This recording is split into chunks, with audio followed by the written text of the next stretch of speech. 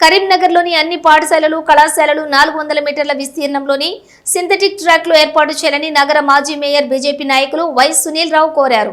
కరీంనగర్లో బుధవారం ఏర్పాటు చేసిన మీడియా సమావేశంలో క్రీడలు మనిషి జీవితంలో ఒక భాగమన్నారు. గతంలోనూ స్మాల్ సిటీలో మరెన్నో క్రీడా సౌకర్యాలు కల్పించడం జరిగిందన్నారు.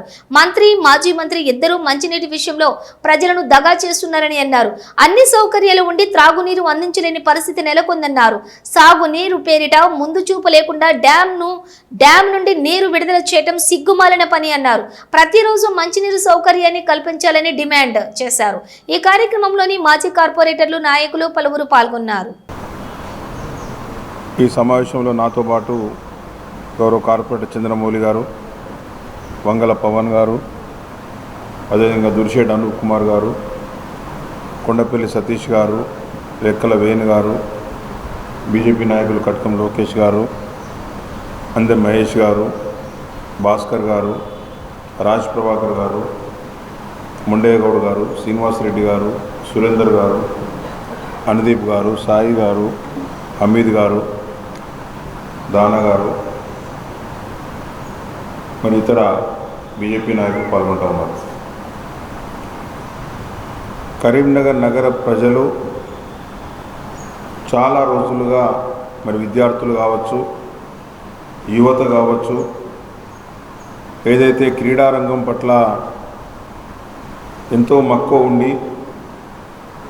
క్రీడల్లో ప్రావీణ్యం సంపాదించాలని చెప్పి ఆలోచన ఉండి అవకాశాలు లేక చాలా రోజులుగా ఇబ్బంది పడుతున్న విషయాన్ని గౌరవ మంత్రి బండి సంజయ్ గారు నిన్న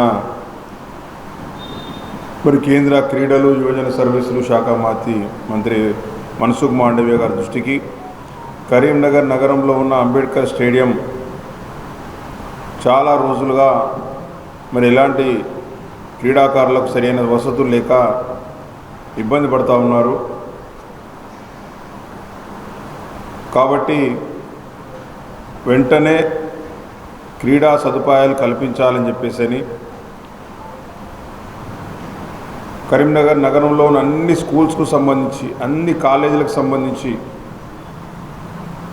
ఏదైతే యువకులు కావచ్చు, విద్యార్థులు కావచ్చు పాలు పంచుకునే విధంగా మంచి సింథటిక్ ట్రాక్ను నగర ప్రజలకు 400 మీటర్స్ సింథటిక్ ట్రాక్ను అందుబాటులోకి తేవాలని చెప్పేసి, అదేవిధంగా రాత్రిపూట కూడా క్రీడలు నిర్వహించుకోవడానికి సదుపాయంగా ఉండడానికి మంచి ఫ్లడ్ లైటింగ్ ఏర్పాటు చేయాలని చెప్పేసి, ఏదైతే స్టేడియం మీద కనోపీ ఎండాకాలంలో కావచ్చు, ఏదైనా క్రీడలు జరిగిన సందర్భంలో ప్రేక్షకులకు కావచ్చు, క్రీడాకారులకు కావచ్చు ఎలాంటి ఇబ్బంది ఉండదని చెప్పేసి మంచి కనోపీ ఏర్పాటు చేయాలని చెప్పేసి మరి వారు నిన్న కేంద్ర మంత్రి గారిని కలిసిన వెంటనే వారు పూర్తి స్థాయిలో హామీ ఇచ్చి